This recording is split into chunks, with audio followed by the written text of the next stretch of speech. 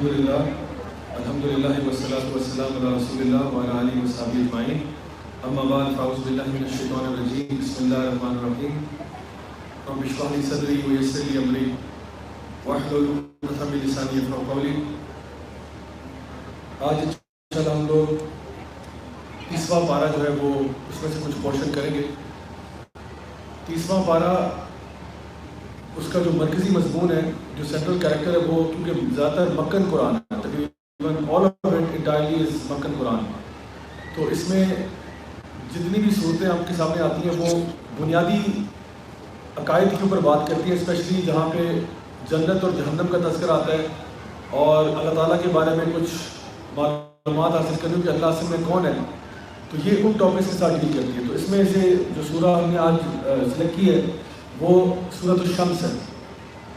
سورۃ الشمس قرآن مجید کی وہ سورہ ہے جس میں اللہ سبحانہ تعالیٰ نے سب سے زیادہ قسمیں کھائی ہیں۔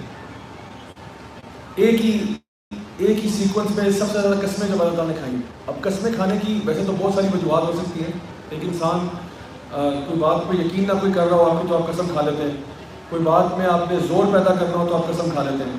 مثال کے طور پہ اگر میں آپ سے کہتا ہوں کہ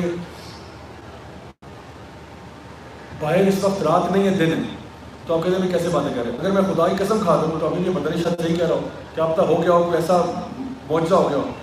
تو قسم کھانے سے کیا ہوتا ہے، بات میں وزن پڑ جاتا ہے، اور اگر جتنی زیادہ قسمیں کھائیں گے اتنا زیادہ وزن بڑھ جائے گا۔ اگر ایک انسان کہتا ہے کہ جی اللہ کی قسم، الرحمن کی قسم، اس ذات کی قسم جس کے ہاتھ میں میری جان ہے، یہ بات ہوئی ہے، تو اب کیا ہو گیا، بات میں وزن بڑھ گیا۔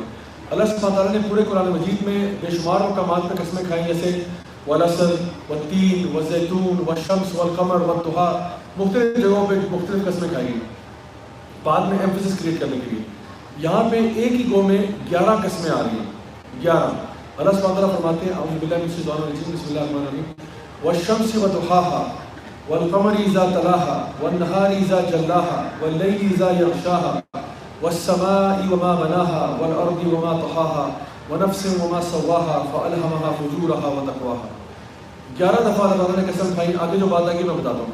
والشمس وضحاها، سورج کی قسم، اور ضحیٰ یعنی اس کی برائٹنس، اس کی برائٹ لائٹ کی بھی قسم کھائی جا رہی ہے۔ والقمر اذا تلاها، اور چاند کی قسم کہ جب وہ تلاها تلاوتاً، جو کہتے ہیں نا کہ جب تلاوت کرتے ہیں تو ہم ایسے فالو کرتے ہیں، تو سورج کو فالو چاند کر رہا ہوتا ہے، یعنی سورج نکلتا ہے چاند آ جاتا ہے، پھر چاند اور سورج آپس میں ان کی ایک آنکھ مچولی چلتی رہتی ہے۔ والقمر اذا تلاها والنهار اذا جلاها، اور وہ دن جب وہ اپنی تجلی کے ساتھ باہر آتا ہے، جب دن جو ہے وہ صبح کے ٹائم مارننگ لائٹ بریک کرتی ہے تو کس طرح وہ سامنے آتا ہے۔ واللیل اذا یغشاها، اور رات کی قسم جب وہ پھیل جاتی ہے، ہر چیز کو اپنی لپیٹ میں لے لیتی ہے۔ والسماء وما بناها، وہ آسمان کی قسم اور اس کو بنانے والے کی قسم۔ والارض وما طحاها، اور زمین کی قسم اور اس کو جس نے پھیلا دیا اس کی قسم۔ تو یہاں پہ اللہ کی طرف اشارہ کیا جا رہا ہے کہ جس نے زمین کو پھیلایا۔ زمین بھی بہت بڑا اللہ کی نعمت ہے کہ ہم اس کو کیا دیتے ہیں اور زمین ہمیں کیا دیتی ہے۔ ہم اپنے فالتو چیزیں زمین کو دیتے ہیں، بیج پھینکتے ہیں، وہ اس میں سے پودے نکل آتے ہیں، اس میں سے درخت اور پھول اور پھل نکل آتے ہیں۔ ہم اپنے مردے اندر ڈالتے ہیں، وہ ہمیں تیل بھی دیتی ہے، پانی بھی دیتی ہے۔ تو یہ ساری چیزیں زمین خزانے دے رہی ہے، ہم اس کو اپنا گاربیج دے رہے ہیں۔ وَنَفْسٍ وَمَا سَوَّاهَا، اور اس نفس کی قسم اور جس نے اس کو سواہا تسویہ کیا، اس کو پروپورشن کیا، اس کو فیشن کیا، جس نے تمہاری نفس کو بنایا۔ آگے فرمایا فَأَلْهَمَهَا فُجُورَهَا وَتَقْوَاهَا، اور اس کے بعد اس نے اس کو الہام کیا فجور کا اور تقویٰ کا۔ اچھا، یہ ساری قسمیں کھانے کے بعد اللہ سبحانہ تعالیٰ اس بات کی طرف آ رہے ہیں کہ جو اصل مرکزی مضمون ہے اس سورہ کا۔ ابھی آپ نے دیکھا ہوگا جتنی بھی قسمیں کھائی گئی ہیں ان ساری قسموں کے اندر ایک چیز کامن ہے، اس میں بیلنس کا ذکر ہے۔ سورج اور چاند کی، دن اور رات کی، زمین اور آسمان کی قسمیں کھائی گئی۔ سورج اور چاند، دن اور رات، زمین اور آسمان کی قسمیں کھائی گئی۔ اور آگے پھر اللہ تعالیٰ نے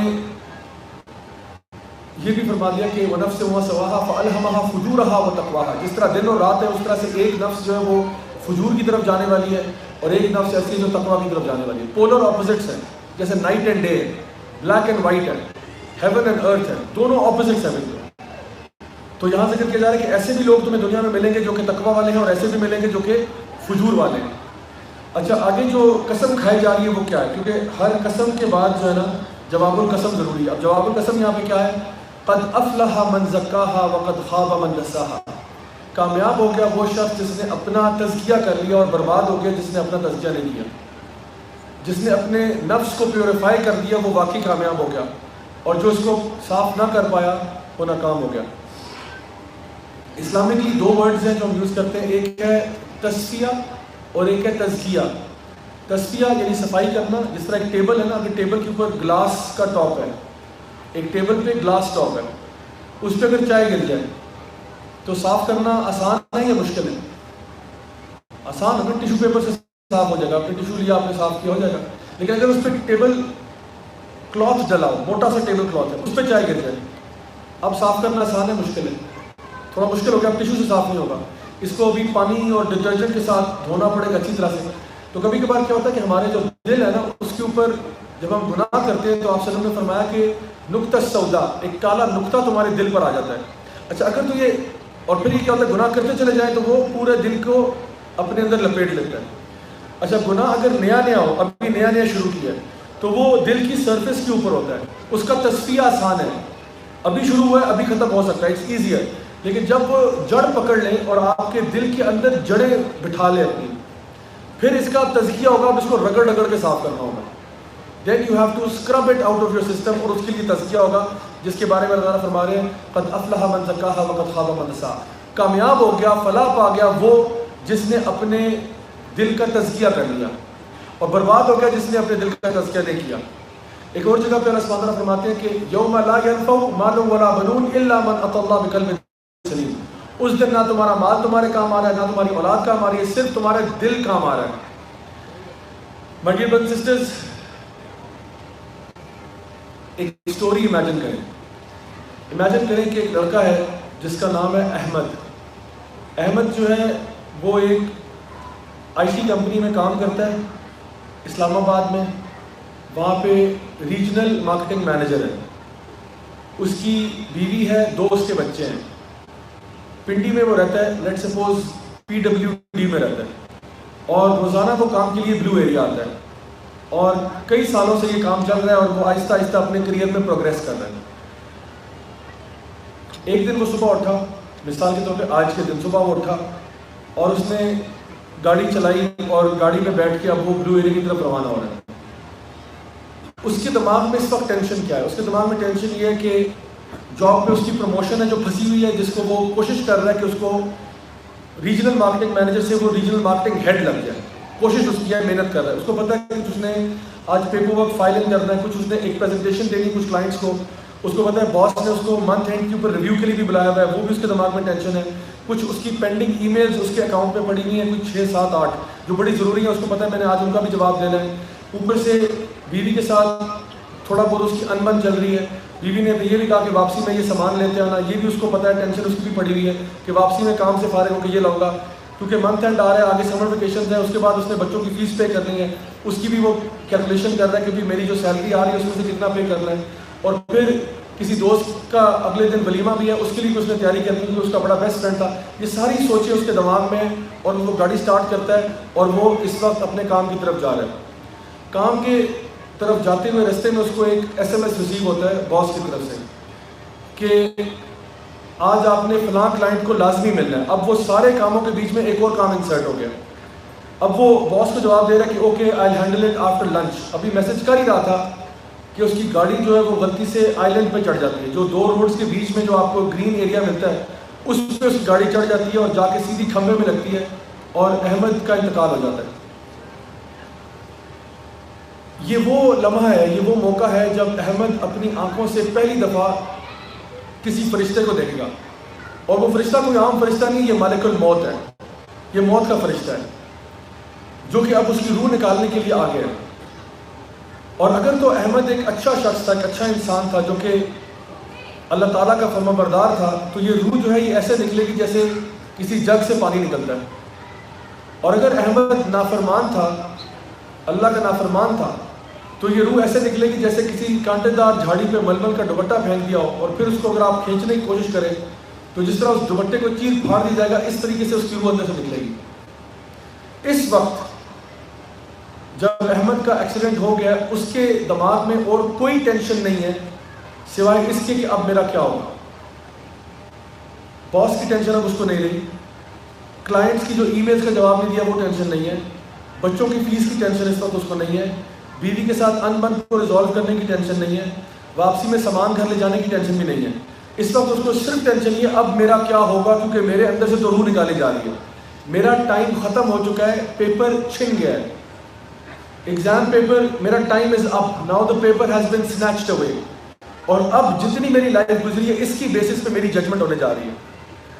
اگر تو یہ قلب سلیم لے کے اللہ کے پاس جا رہا ہے, یوم لا ينفع مال ولا بنون الا من اتى الله بقلب سلیم, اگر تو یہ قلب سلیم لے کے جا رہا ہے جو ایک پاک اور صاف دل ہے اللہ سے ڈرنے والا, تو پھر تو اس کے لیے آگے خیر ہی خیر ہے. لیکن اگر اس کا یہ معاملہ نہیں ہے تو پھر آگے اس کا معاملہ حالات بہت خراب ہیں. حدیث میں آتا ہے کہ اس کی قبر کے اندر اگر تو یہ بدبخت روح ہوئی, اگر یہ اللہ کا فرما بردار نہیں تھا, تو جب اس کا جنازہ قبرستان جا رہا ہوگا تو یہ اندر سے چیخ رہا ہوگا کہ تباہ ہو جاؤ تم سارے, مجھے کہاں لے جا رہے ہو, کیونکہ اس کو پتہ ہے کہ میرا معاملہ بھی کیا ہونے لگا.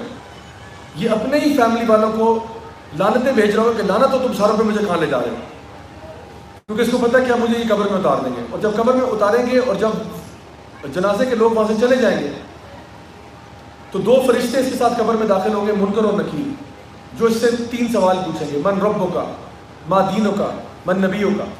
اور اگر اس کا جواب ٹھیک ہوا تو الحمدللہ کلیئر ہے, اگر ٹھیک نہ ہوا تو پھر اس کو ایک ہتھوڑا پڑے گا اس کی گردن کے اوپر, اور یہ اس سے چیخ اٹھے گا, اور اس چیخ کے بعد تمام چرند پرند حیوانات کو آتی ہے سوائے انسان اور جن کے. اور آپ صلی اللہ علیہ وسلم نے فرمایا کہ اگر تم یہ چیز سن لیتے تو تم مر جاتے. اور آپ نے فرمایا کہ اگر میں تمہیں بتا دوں کہ قبر میں مردوں کے ساتھ کیا ہوتا ہے, تم اپنے مردوں کو دفنانا چھوڑ دو, تم ان کو دفنانا چھوڑ دو اگر تمہیں پتہ چل جائے, کیونکہ جو بدبخت ہوا ہے اس کے لیے قبر کو تنگ کر دیا جائے گا, اور اتنی تنگ ہو جائے گی کہ اس کی پسلیاں ایک دوسرے کے اوپر چڑھ جائیں گی. نبی کریم صلی اللہ علیہ وسلم کی حدیث میں یہ باتیں بہت واضح ہیں.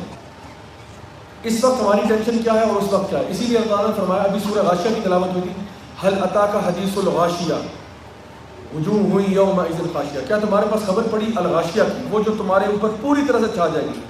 قیامت کے دن جب آگے نا تب بھی ٹینشنیں ساری بھول جائیں گے, صرف قیامت کی ٹینشن رہ جائے گی. جب بھی کوئی بڑا واقعہ ہوتا ہے نا تب مین نیوز وہ بن جاتی ہے, باقی ساری چیزیں بھول جاتا ہے انسان. تو اس سے پہلے کہ وہ دن آئے کہ ہم موت کے فرشتے کو ملیں, اور موت کا فرشتہ کب آئے گا, وہ ان اناؤنسڈ آئے گا, بتا کے نہیں آئے گا, یہ تو میں آپ کو گارنٹی کر رہا ہوں. آئے دن حادثات ہوتے رہتے ہیں. اسلام آباد کے اندر ایک ایگزامپل آپ لے لیں تو ریسنٹلی ایک حادثہ ہوا جس میں کئی نوجوان, ایک لڑکا اور کچھ لڑکیاں تھے, وہ F6 F7 کے بیچ میں برج کے اوپر سے گاڑی الٹی اور سب کی ڈیتھ ہوگی سوائے اس لڑکے کے جو کہ ڈرائیور تھا. اسی طرح سے بلو ایریا کے اوپر 2 ہیوی بائکرز ریس لگاتے ہوئے دونوں کی ڈیتھ ہو گئی. And like wise countless examples ہم سنتے رہتے ہیں کہ ایک سیکنڈ, ایک لمحے کے اندر ایک بندے کی زندگی ختم ہو گئی. تو بس سمجھیں کہ زندگی ختم ہوگی تو آپ کا امتحان تو یہیں سے شروع ہے, اب آپ کا رزلٹ ڈے آ گیا. تو اس سے پہلے کہ وہ دن آئے, انسان کو چاہیے کہ وہ پہلے ہی اپنا تزکیہ کر لے, کیونکہ جو چیز اس دن میٹر کرے گی وہ آپ کا تزکیہ ہے. ہم لوگ اکثر اوقات دین کو جب پڑھنا شروع کرتے ہیں نا تو ہم لوگ کچھ چیزوں کی ترجیحات کو نہیں سمجھ پاتے. حدیث پڑھنا اچھی بات ہے, تلاوت کرنا اچھی بات ہے, عربی زبان سیکھنا بہت اچھی بات ہے, لیکن اس پروسیس کے کرتے کرتے کہیں آپ کے اندر غرور اور تکبر اور وہ چیزیں پیدا ہو جائیں, کیونکہ سب سے ضروری کیا ہے, اپنا تزکیہ کرنا. اگر عربی سیکھنے کے بعد آپ متکبر ہو جائیں گے تو پھر اس کا فائدہ کیا ہوگا. اگر قرآن و حدیث پڑھنے کے بعد آپ کے اندر غرور اور تکبر اور انا کا مسئلہ بن رہا ہے تو وہ اصل مقصد حاصل نہیں ہوا. ہم قرآن کیوں پڑھتے ہیں, حدیث کیوں پڑھتے ہیں, عربی کیوں سیکھتے ہیں, تاکہ ہمارا تزکیہ ہو جائے, ہم قرآن فہمی ہمیں سمجھ میں آ جائے, قرآن ہمیں سمجھ میں آنا شروع ہو جائے, تاکہ ہمارے دل پہ کوئی اثر ہو جائے اس چیز کا, اور ہم اپنے حالات کو بدل سکیں, ہم نیک ہو سکیں. لیکن اگر یہ غرور اور تکبر ہمیں اچھا انسان نہیں بنا پا رہا تو اس کا مطلب ہے کہ کوئی مسئلہ ہے ہماری ایجوکیشن پروسیس کے اندر. اور یہ مسئلہ ابلیس میں بھی تھا. آپ کو کیا لگتا ہے ابلیس دین نہیں جانتا تھا, ابلیس نیک نہیں تھا.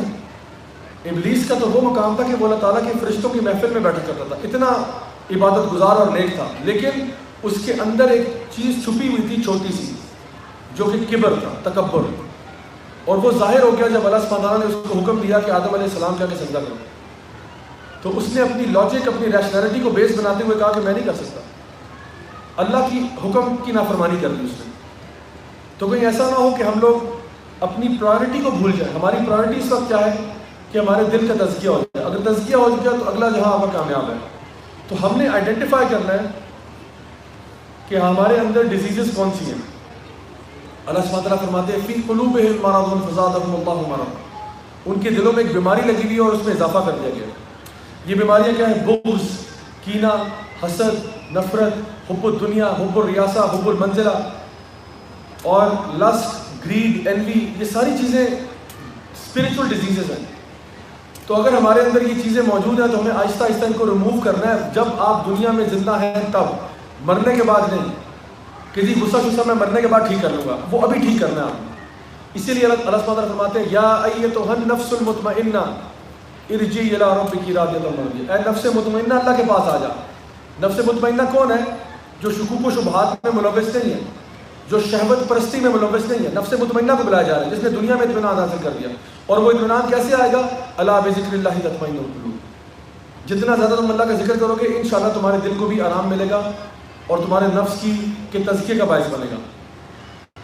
تو مختلف ڈیزیزز جو ہماری ہیں اسپرچل ڈیزیزز، ان کے مختلف کیورز بھی ہیں لیکن ایک جنرل کیور بھی ہے. قرآن کے ساتھ جڑنا، ذکر اذکار زیادہ کرنا، یعنی اپنے لیے کانشیس ہونا کہ میرے اندر یہ پرابلم ہے، میں نے اس کو ریموو کرنا ہے. مثلا اگر غصہ آپ کا پرابلم ہے، آپ کو لگتا ہے مجھے غصہ بہت زیادہ آتا ہے، اللہ سبحانہ وتعالیٰ فرماتے ہیں والکاظمین الغیظ والعافین عن الناس واللہ یحب المحسنین. وہ جو غصے کو پی جاتے ہیں اور پیار سے معاف کر دیتے ہیں، اسی طرح کے احسان کرنے والوں سے اللہ تعالیٰ محبت کرتا ہے. غصہ آ رہا ہے آپ کو پینا پڑے گا، مطلب چوائس نہیں. اگر آپ جنت چاہتے ہیں you need to control yourself. ایسے نہیں کہ آپ کو دنیا میں بھی اپنے جو دل میں آ رہا ہے کیے جائیں اور جنت الفردوس بھی آپ کو قدموں میں دے دی جائے گی. ایسا نہیں ہے. جنت ول ریکوائر ہارڈ ورک. آپ کو محنت کرنی پڑے گی اپنے اوپر. ٹھیک ہے بہت مشکل ہو رہی ہے لیکن دیر از نو ادر وے. میں آپ کو I wish I to tell you a shortcut کہ یہ سارے سسٹم کو بائی پاس کر کے جنت میں کوئی شارٹ کٹ میرے پاس نہیں ہے. اللہ سبحانہ وتعالیٰ پورے قرآن مجید میں اتنی قسمیں کہیں نہیں کھائیں گی جہاں یہاں کھائی جا رہی ہیں. قد افلح من زکاہا وقد خاب من دساہا. کامیاب ہو گیا جس نے اپنا تزکیہ کر دیا، اپنے دل کو صاف کر دیا. Because it is from the hidden realm of your heart from which your actions emerge. آپ کی چھپی ہوئی دنیا، دل کی دنیا سے نا آپ کے ایکشنز نکلتے ہیں. جو کچھ دل میں پک رہا ہوتا ہے وہ سامنے آ جائے گا. اندر جو سافٹ ویئر چل رہا ہے اس کے ہارڈ ویئر آپ کا اسی طرح بہیو کرے گا. مثال کے طور پہ شیخ الاسلام ابن تیمیہ رحمہ اللہ نے فرمایا تھا کہ دل جو ہے نا وہ ایک ہانڈی کے مانند ہے. ہانڈی، دل ایک ہانڈی کی طرح ہے اور زبان اس کا چمچ ہے. تو جو دل میں پک رہا ہوگا زبان میں وہی آئے گا نا. اگر دل کے اندر بغض ہے، کینہ ہے، نفرت ہے، حسد ہے تو زبان سے کیا اللہ کا ذکر بیان ہوگا. زبان سے غیبتیں نکلیں گی، زبان سے تہمتیں نکلیں گی، زبان سے انسلٹ ہوگی لوگوں کی، زبان سے زیادتیاں کریں گے آپ. اور آپ سے کی حدیث ہے کہ جو میکسیمم لوگ جہنم میں جا رہے ہیں وہ زبان کے گناہوں کی وجہ سے اور پرائیویٹ پارٹ سے گناہوں کی وجہ سے جا رہے ہیں. تو انسان دیکھ لے کہ اس کے دل میں کیا چیز ہے. اگر دل نیک ہے، صاف ستھرا ہے تو آٹومیٹکلی منہ سے بھی اچھی بات نکلے گی. اگر دل میں نفرتیں نہیں ہیں، محبت بھری ہوئی ہے، لوگوں کے لیے خیر خواہی کا جذبہ بھرا ہوا ہے، اللہ تعالیٰ کی خشیت بھری ہوئی ہے، تو ظاہری بات ہے پھر انسان کے ایکشن بھی اس کے اکارڈنگلی ہوں گے. وہ لوگوں کو معافی والا معاملہ کرے گا، افواہ و درگزر کا معاملہ کرے گا. تو میرے بھائی اور بہنوں، دنیا میں ہوتے ہوئے نا اپنا تزکیہ کر لو and be serious about this. یہ کوئی چھوٹی بات نہیں ہے. اگر کسی بھی چیز کی محبت اللہ کی محبت سے زیادہ ہو رہی ہے نا، چیک یور سیلف. جیسے check yourself before you wreck yourself. اپنے آپ کو ٹھیک کر لو اس سے پہلے کہ، یعنی عمر بن خطاب بھی کہا کرتے تھے کہ اپنا محاسبہ کر لو اس سے پہلے تمہارا حساب کیا جائے. ایک سٹوری ہے جو بنی اسرائیل کے ایک شخص کے بارے میں، اسرائیلیات میں سے آتی ہے لیکن ہمارے علماء نے اس کو اوتھینٹیکیٹ اور ویلیڈیٹ کیا. بنی اسرائیل میں ایک شخص تھا، برسیسا نامی شخص تھا. یہ بنی اسرائیل کا بڑا ہی نیک عبادت گزار تھا، بڑا ہی نیک تھا. اور اس زمانے میں جو بادشاہ تھا اس نے جنگ کا اعلان کیا اور کہا کہ جتنے بھی نوجوان ہیں وہ جنگ کی تیاری پکڑیں کہ ہم لوگ جہاد کے لیے جا رہے ہیں. تو اس علاقے میں تین بھائی رہتے تھے جن کی ایک بہن تھی، اور ان کو یہ تھا کہ جی ہم تینوں نے جہاد پہ جانا ہے تو بہن کے ساتھ کیا معاملہ کریں، بہن کو اکیلا کیسے چھوڑیں. تو انہوں نے پورے علاقے میں دیکھا کہ سب سے زیادہ نیک شخص کون ہے. تو برسیسا تو ایک منک تھا، رہبانیت اختیار کی ہوئی تھی اس نے. اس کا گھر تھا اور گھر کے ساتھ ایک محراب تھا، ایک اور کمرہ تھا جس میں وہ عبادت کرتا تھا. ایک ورشپ کی پلیس اس نے اپنے گھر کے ساتھ بنائی ہوئی تھی. تو سارا دن وہ اسی میں بیٹھ کے اللہ کا ذکر کرتا، اللہ سے دعائیں مانگتا، بس یہی کام کرتا. تو انہوں نے کہا بھائی پورے علاقے میں برسیسا سے زیادہ نیک شخص اور کوئی نہیں ہے. تو وہ برسیسا کے پاس گئے، انہوں نے کہا بھائی بات سنو، بڑی مہربانی ہوگی اگر آپ ہماری بہن کو جو ہے نا اپنے ساتھ رکھ لیں، کیونکہ ہم تو جا رہے ہیں، آپ سے زیادہ نیک و شریف آدمی کوئی نہیں ہے، تو اگر آپ یہ کام کر دیں. برسیسا نے پہلے تو اسٹریٹ اوے ریفیوز کر دیا. اس نے کہا جی سوال ہی پیدا نہیں ہوتا، نہ میرا لڑکی کے ساتھ میں نے کیا کرنا ہے. اس نے کہا نہیں سوری نہیں ہو سکتا بھائی، جاؤ یہاں سے. اسی رات کو شیطان جو ہے برسیسا کے خواب میں آیا. اس نے کہا کہ برسیسا بات سنو، سب سے نیک آدمی اس پوری بستی میں تم ہی ہو، اور اگر تم خیال نہیں رکھو گے تو یہ بھائی کسی اور بندے کے پاس اس کو چھوڑ آئیں گے. تو ظاہری بات ہے تم تو پھر شریف آدمی ہو، وہ شاید اتنا شریف نہ ہو، تو ایسا کرو کہ حامی بھر لو اور کہہ دو کہ میں رکھ لیتا ہوں. تو اگلے دن اس نے بھائیوں کو بلایا، کہا کہ ٹھیک ہے میں تمہاری بہن کو رکھ لیتا ہوں، لیکن ارینجمنٹ یوں ہوگا کہ میں اسی محراب میں رہوں گا، وہ گھر میں رہے گی، اور اس طرح سے ہم ٹائم گزار لیں گے. میں کھانا بنا کے اس کو اس کے ڈور اسٹیپ پہ سرو کر کے کروں گا، اندر بھی نہیں جاؤں گا. انہوں نے کہا یہ تو بہت اچھی بات ہے، اللہ آپ کو بہت جزائے خیر دے وغیرہ وغیرہ. بھائی جو ہے وہ بہن کو چھوڑ کے جہاد پہ نکل گئے. اب بالکل وعدے کے مطابق برسیسا روزانہ کھانا بناتا اور اس کے ڈور اسٹیپ پہ کھانا رکھتا، ناک کرتا اور وہاں سے واپس آ جاتا، اور اس کے بعد گھر اپنے جا کے عبادت کرتا. جب وہ کھانا کھا کے برتن واپس رکھ دیتی، وہاں سے برتن اٹھا لیتا اور پھر اگلے دن کھانا تیار کر کے اس کو دے دیتا. تو یہ سلسلہ چلتا رہا. اب کچھ عرصہ گزرنے کے بعد شیطان پھر برسیسا کے پاس آیا، کیونکہ شیطان یاد رکھیں یہ آپ کے نا اندر ایسے دوڑتا ہے جیسے خون دوڑتا ہے. تو یہ آپ کی ویکنیس کو پلے کرتا ہے. عدو مبین، اللہ تعالیٰ نے کہا تمہارا سب سے واضح دشمن ہے. ہی نوز یور ویکنیس، اور وہ آپ کو ادھر سے ٹیمپٹ کرتا ہے جہاں سے اس کو پتا ہے کہ آپ کو ڈیریل کرنا آسان ہے، جہاں سے آپ کے تزکیے کا ستیہ ناش کرنا آسان ہے. اس نے کیا کہا، اس نے جا کے برسیسا کو کہا کہ دیکھو برسیسا ابھی 2-3 ہفتے گزر گئے، اور دیکھو انسان اکیلا رہ کے بھی نا تھک جاتا ہے، اور idle mind is the devil's workshop. تو وہ بیچاری اکیلی ہے، تم اس سے کچھ بات چیت شروع کرو. یہ نہیں میں کہہ رہا کہ وہاں اندر جو ہے نا گھر میں چلے جاؤ یا کوئی ایسی بات، بلکہ ایسا کرو کہ تم اپنے چھت پہ جو ہے نا چلے جاؤ، اس کو اپنے چھت پہ بلا لو، اور آپس میں تم اس سے کوئی نیک باتیں کیا کرو، کوئی اللہ کی بات اس سے کیا کرو وغیرہ وغیرہ. تو برسیسا نے کہا ہاں یہ تو اچھا ہے. تو اس نے کیا کیا کہ اس نے جب کھانا سرو کرنے گیا تو اس نے کہا کہ جی اگر آپ برا نہ مانیں تو آپ چھت پہ شام کو اتنے بجے آ جایا کریں، تو میں بھی شام کو روزانہ آ جایا کروں گا، تو ہم آپس میں نا کچھ تھوڑی بہت باتیں کر لیا کریں گے، اور میں آپ کو ذرا اللہ کے بارے میں تھوڑا سا بتا دوں گا، اور کچھ اچھی نیک باتیں یا کیا آپ کون سے ذکر اذکار کر سکتی ہیں وغیرہ وغیرہ. تو جی آپ دونوں اپنی اپنی بیلکنی پہ آ رہے ہیں، روز شام کو دونوں بیلکنی پہ آ رہے ہیں، دونوں آپس میں گفتگو کر رہے ہیں، اور گفتگو کرتے کرتے کچھ عرصہ گزر گیا اسی طرح سے باتیں، اور کوئی ایکسٹرا بات نہیں ہو رہی، صرف اللہ کی بات ہو رہی ہے، انبیاء کی باتیں ہو رہی ہیں، ذکر اذکار کی باتیں ہو رہی ہیں. کافی عرصے یہ معاملہ چلتا رہا.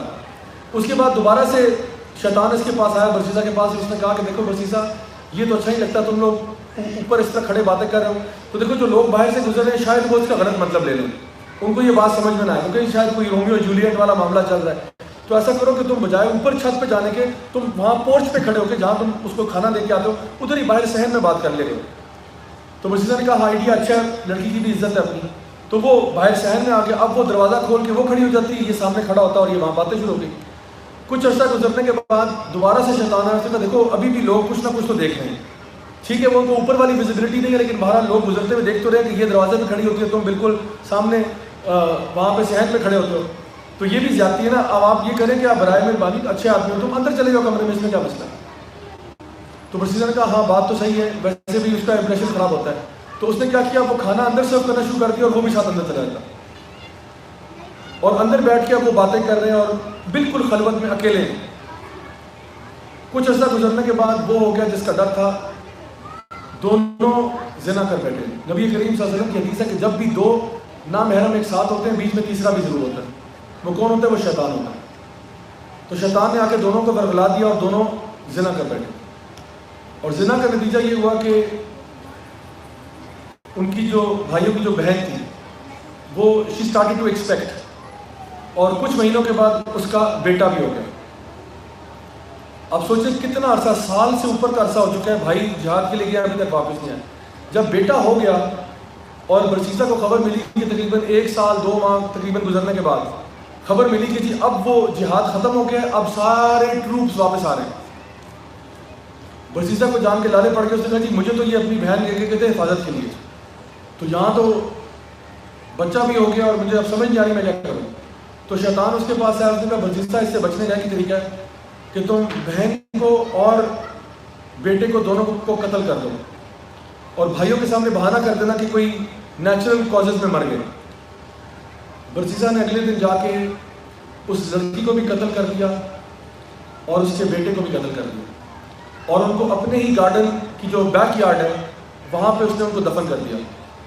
اب جب کچھ ہی دنوں کے بعد جب بھائی واپس آئے، سب سے پہلے وہ برسیسا کے گھر پہنچے اور کہا برسیسا ہماری بہن کا کیا معاملہ ہوا؟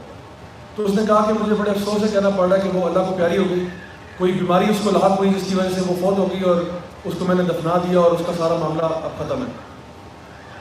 بھائی بڑے اداس ہوئے، لیکن خیر اللہ پر توکل کرتے ہوئے وہ واپس گھر چلے گئے۔ رات کو شیطان ان تینوں کے خوابوں میں آیا اور اس نے ان کو یہ بتایا کہ تمہاری بہن جو ہے وہ در حقیقت نیچرل کازز سے نہیں مری، بلکہ برسیسا نے اس کو مارا ہے اور اس کے بیٹے کو بھی مارا ہے، اور اس کا ان کے ساتھ ایک حرام ریلیشن شپ رہا ہے۔ صبح کے ٹائم جب بھائی اٹھے تو ایک بھائی نے ڈرتے ڈرتے ذکر کیا کہ یار مجھے رات کو بڑا خطرناک خواب آیا ہے۔ تو دونوں بھائیوں نے اگری کیا کہ ہاں مجھے بھی آیا، مجھے بھی آیا۔ اس نے کہا تمہیں کیا خواب آیا؟ اس نے کہا مجھے خواب کیا ہے کہ ہماری بہن جو ہے اس کا اس طرح سے حرام رشتہ تھا برسیسا کے ساتھ اور ان کا بچہ بھی ہوا اور اس نے دونوں کو مار دیا۔ تو دونوں نے کہا کہ خدا کی قسم مجھے بھی یہ خواب آیا۔ اس نے کہا مجھے بھی یہ خواب آیا۔ یعنی کہ اس کا مطلب ہے کچھ دال میں کچھ کھا رہا ہے، برسیسا کو جا کے پکڑتے ہیں۔ یہ سیدھا برسیسا کے گھر پہنچ گیا اور جا کے اس نے ان کا گربان پکڑا اور کہا کہ ہماری بہن کہاں ہے، کیونکہ ان کو خواب میں دکھایا گیا تھا کہ اس نے پیچھے گارڈن میں دفنایا ہے۔ یہ سیدھا اندر چلے کے بیلچا لیا، کھدائی شروع کی تو وہاں پہ ایک نہیں دو لاشیں ملی ان کو۔ انہوں نے برسیسا کو ایک سولی پہ ٹانگ دیا اور کہا کہ ہم تمہیں قتل کر دیں گے۔ اب برسیسا کو انہوں نے سولی پہ ٹانگا ہوا ہے، اس کے سر میں اب کیل ٹھوکنے کی باری آ رہی ہے کہ تمہارے سر میں کیل ٹھوک کے تمہیں ماریں گے۔ بالکل اس لمحے کے اوپر شیطان پھر برسیسا کے پاس آیا۔ اس نے کہا برسیسا بس ایک دفعہ کہہ دو کہ تم اللہ کو نہیں مانتے، ایک دفعہ یہ کہہ دو کہ تم اللہ کو نہیں مانتے، میں تمہیں یہاں سولی سے بچا لوں گا، میں تمہیں مرنے سے بچا لوں گا۔ برسیسا نے کہا وعدہ کرو بچا لو گے؟ کہتا ہے میں تمہیں وعدہ کرتا ہوں میں تمہیں بچا لوں گا۔ برسیسا نے اسی لمحے میں کہہ دیا کہ میں اللہ تعالیٰ کو نہیں مانتا، میں کفر کرتا ہوں اللہ سبحانہ تعالیٰ میں، معاذ اللہ ثم معاذ اللہ۔ اور یہ جملہ اس نے بولنا تھا کہ وہ کیل اس کے سر میں ٹھوک دیا گیا اور برسیسا کفر کی حالت میں مر گیا۔ یہ جو سٹوری ہے اس میں بے پناہ لیسنز ہیں ہمارے لیے۔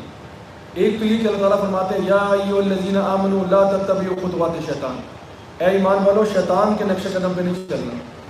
شیطان کیا کرتا ہے؟ آرام آرام سے آپ کو مس گائیڈنس کی طرف لے کے جاتا ہے۔ شیطان کے ہم پہ ڈائریکٹ نہیں ہوتا، یاد رکھیں، بڑے آرام آرام سے، اس کے پاس ٹائم بہت ہے، اس نے اللہ تعالیٰ سے قیامت تک کی مہلت مانگی ہوئی ہے، وہ آپ پہ بڑے آرام آرام سے کام کرتا ہے۔ دوسری بات یہ انسان کی ویکنس پہ اٹیک کرتا ہے، جہاں اس کو پتہ ہے کہ یہ انسان کی ویکنس ہے وہاں پہ وہ اٹیک کرتا ہے، جہاں پہ آپ کا آلریڈی تزکیے کا ایشو بنا ہوا ہے اس جگہ پہ اٹیک کرتا ہے۔ اگر آپ کا ایشو غصہ ہے آپ کو غصے پہ اٹیک کرے گا، غصہ پہ بھڑکائے گا، آپ کو کرو کہہ دو بولو۔ اگر آپ کا غصہ اپنی شہوت ہے، آپ سے اپنی شہوت کو کنٹرول نہیں کیا جاتا تو آپ کو وہاں پہ اکسائے گا۔ اگر آپ کا اسپرچول مسئلہ کبر ہے تو اس میں آپ کو اور تکبر دے گا کہ تم بہت بڑی چیز ہو، تم تو پتہ نہیں کیا ہو، تم تو پتہ نہیں یہ ہو، تم تو پتہ نہیں وہ ہو۔ آپ کو اپنے اندر ہی غرور اور تکبر کے اندر لے جائے گا۔ اور آپ وسلم کی حدیث ہے کہ جس میں رائی برابر بھی کبر ہوگا وہ جنت میں داخل نہیں ہو سکتا۔ شیطان نوز یور گیم، شیطان کو پتہ ہے آپ کی ویکنس کیا ہے، اسی لیے اللہ تعالیٰ فرما رہے ہیں قد افلح من زکاہا وقد خاب من دساہا، کامیاب ہو گیا جس نے اپنا تزکیہ کر لیا اور برباد ہو گیا جس نے اپنا تزکیہ نہیں کیا۔ آگے اللہ سبحانہ تعالیٰ نے فرمایا کذبت ثمود بطغواہا اذ انبعث اشقاہا فقال لهم رسول اللہ ناقۃ اللہ وسقیاہا فکذبوہ فعقروہا فدمدم علیہم ربہم بذنبہم فسواہا ولا یخاف عقباہا۔ یہ سمود کا واقعہ میں پہلے بیان کر چکا ہوں آپ کے سامنے ایک اور سیشن میں، یہاں پہ صرف اشارہ کر رہا ہوں اس کی طرف۔ سمود والوں نے اللہ سبحانہ تعالیٰ کی اونٹنی کو قتل کیا تھا۔ اللہ سبحانہ تعالیٰ فرمائے کذب ثمود بطغواہا، سمود نے جھٹلایا اور طغیانی کی، لمٹس کو کراس کیا۔ اذ انبعث اشقاہا، جب ان میں سب سے بدترین شخص آگے بڑھا اور پھر اللہ کے رسول نے کہا کہ یہ اللہ کی اونٹنی ہے، اس کو چھوڑ دو اور اس کو پانی پینے دو، تو انہوں نے پھر ڈینائی کیا اور اس کو قتل کر دیا اونٹنی کو۔ اللہ تعالیٰ فرماتے ہیں پھر فدمدم علیہم ربہم بذنبہم فسواہا، اللہ تعالیٰ نے ان کو تباہ و برباد کر دیا۔ دیکھیے قوم سمود کا جو مسئلہ ہے،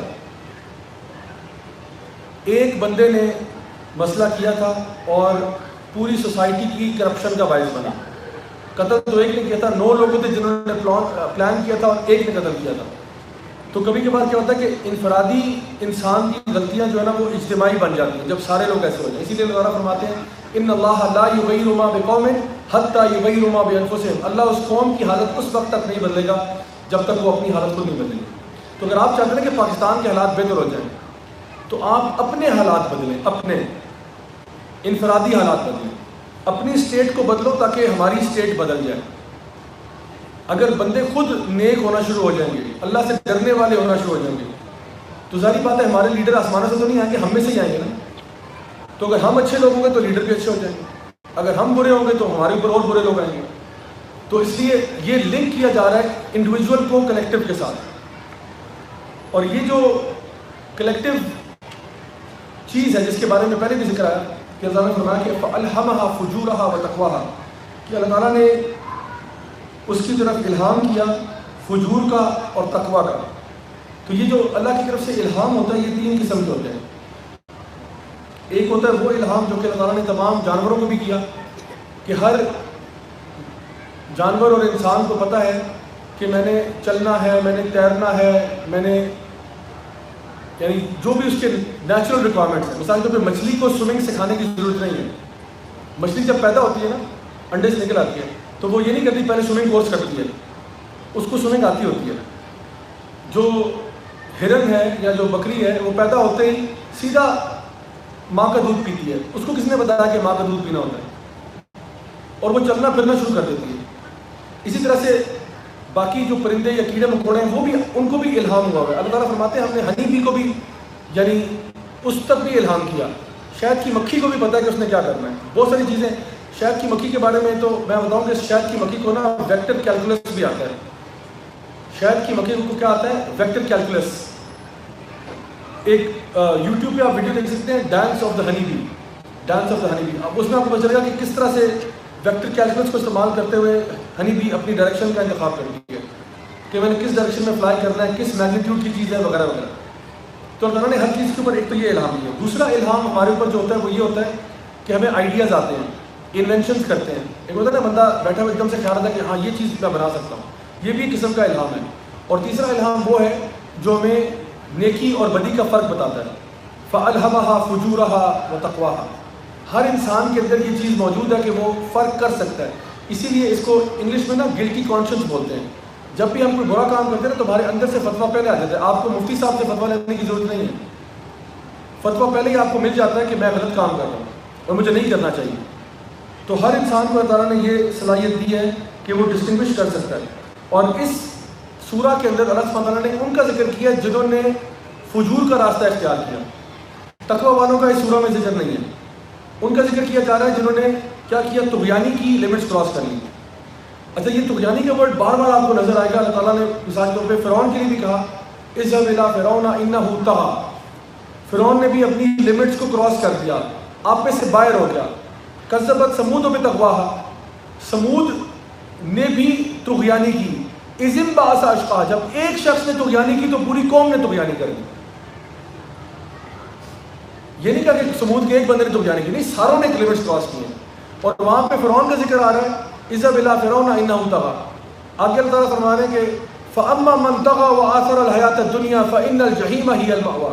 اب تم میں سے بھی جو بھی طغیانی کرے گا, لمٹس کراس کرے گا, آپ میں سے باہر ہوگا اور دنیا کی زندگی کو پسند کرے گا, فان الجحیم هی المأوى, تو پھر جہنم اس کا ٹھکانہ ہوگا. سورہ نازیات میں اللہ سبحانہ بڑے دو الفاظ میں یہ بات بیان کر رہے ہیں. فرعون نے طغیانی کی, ثمود نے طغیانی کی, اور اگر تم نے بھی اب طغیانی کی, ان کے نقش قدم پہ چلے, if you now cross the limits, because ہر بندے کو اللہ تعالیٰ نے لمٹس دی ہیں. یہ شریعت کی لمٹس ہیں, اس کے اندر رہو, اس سے باہر نہ نکلنا, 1 سینٹی میٹر بھی باہر نہ جانا. if you cross these limits, prepare for the worst. starting from angel of death, سب سے پہلے موت کے ٹائم سے لے کے جہنم کی آگ تک اللہ تعالیٰ کلیئرلی بتا رہے ہیں کہ اس کا پھر ٹھکانہ جہنم ہوگا. تو کتنا ضروری بن چکے آپ سوچئے کہ ہم دنیا میں رہتے ہوئے جیتے جی اپنا تزکیہ کر لیں. اللہ سبحانہ تعالیٰ نے آگے اس کے بارے میں ارشاد فرمایا کہ ولا یخاف عقباها. اور اللہ تعالیٰ کسی اس چیز سے ڈرا نہیں. اللہ تعالیٰ ڈرتا نہیں ہے کہ اس کا کانسیکوینس کیا ہوگا.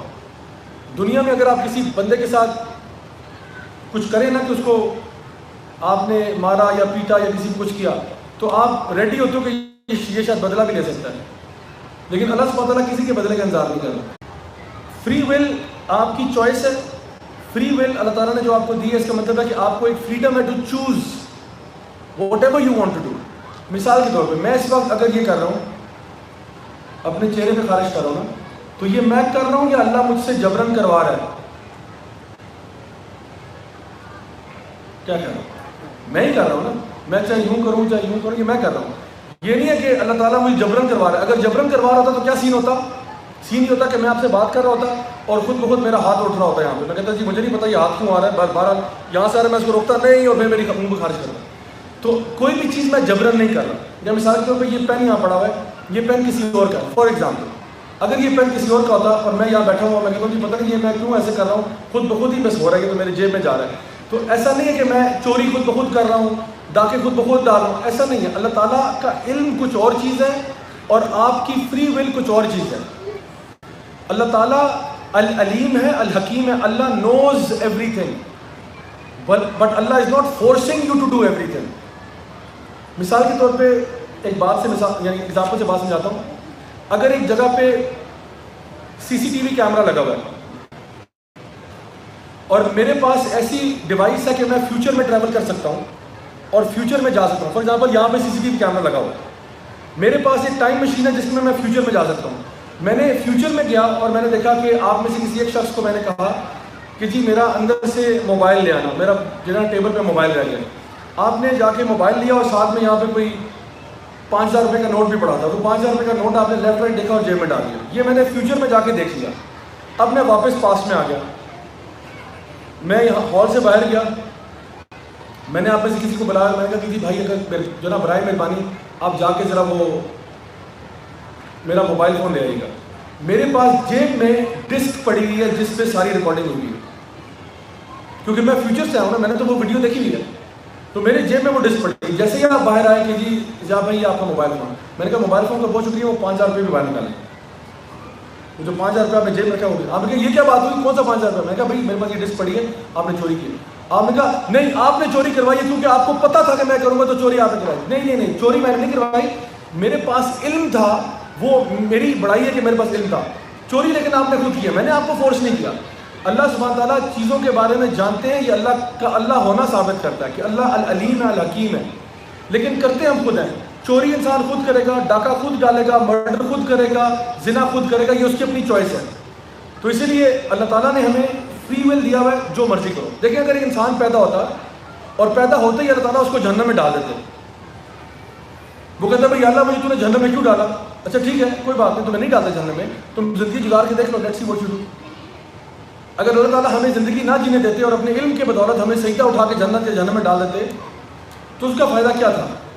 بات یہ ہمیں اپرچونٹی دی جا رہی ہے کہ اپنی زندگی جی لو. تمہیں چانس دیا جا رہا ہے، پورا چانس دیا جا رہا ہے، تاکہ قیامت والے دن تمہارے پاس کوئی ایکسکیوز نہیں ہوگا کہ میں نے غلط پاس اپنے طور پہ خود اختیار کیا تھا.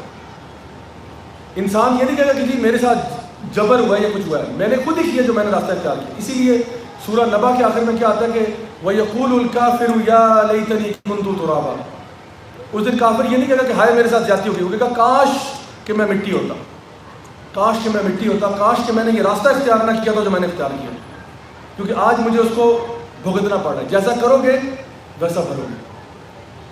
تو اس لیے انشاءاللہ اس سورہ سے جو ایک لیسن ہم نے سیکھا وہ بہت بڑا، وہ یہ ہے کہ اپنا تزکیہ کرنا ہے. نبی کریم صلی اللہ علیہ وسلم کی ایک دعا ہے جو کہ سیدنا ابو ہریرہ رضی اللہ عنہ نے بیان کی اور ابن عباس نے بھی اس کو رپورٹ کیا رضی اللہ عنہ نے، کہ نبی کریم صلی اللہ علیہ وسلم جب یہ آیتیں پڑھا کرتے تھے تو کہتے تھے کہ اللہم انت نفسی تقواها انت ولیوها و مولاها و انت خیر من زکاها. کہ اے اللہ تو میرے نفس کو خیر عطا فرما، تقوی عطا فرما، اور تو ہی اس کا ولی ہے اور مولا ہے، اور تو ہی اس کو بیسٹ طریقے سے پیوریفائی کرنے والا ہے، یعنی اس کی صفائی جس طرح تو کر سکتا ہے اور کوئی نہیں کر سکتا. تو اس لیے اللہ سے دعا ہے کہ اللہ تعالیٰ ہمیں نیکی کرنے کی توفیق عطا فرمائے، نیکی کے کاموں کو ہمارے لیے آسان کر دے، برائی کے کاموں کو ہمارے لیے مشکل کر دے، اور ان کے لیے ہمارے دل میں کراہیت پیدا کر دے. اور دعا ہے کہ اللہ تعالیٰ ہمیں اپنا تزکیہ کرنے کی توفیق عطا فرمائے، ہماری غلطیاں کوتاہیاں گناہوں کو معاف فرمائے. اور جو بھی گناہ ہم سے دن میں ہوئے یا رات میں ہوئے، صغیرہ ہوئے یا کبیرہ ہوئے، کھلم کھلا ہوئے، چوری چھپے ہوئے، غلطی سے ہوئے، جان بوجھ کے، اللہ تعالیٰ سب کو معاف فرمائے۔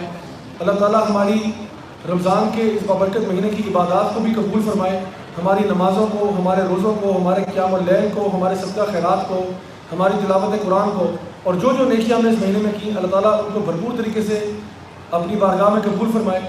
اور میں دعا کرتا ہوں کہ یہ جو تقویٰ کا حصول ہمارا مشن تھا رمضان میں، یہ سارا سال ہی قائم رہے۔ ایسا نہ ہو کہ ہم کہیں رمضان مسلم بن جائیں کہ رمضان تو ہم بڑے نیک ہوتے ہیں، لیکن رمضان سے باہر جو ہے وہ ہمارے حالات اور ہو جائیں۔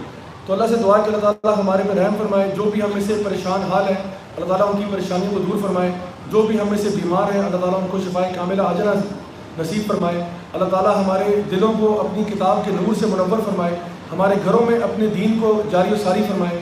اور میں دعا کرتا ہوں کہ اللہ تعالیٰ ہمیں، ہمارے بچوں کو اپنے حفظ و امان میں رکھے، ہماری اگلی نسلوں کو اپنے حفظ و امان میں رکھے۔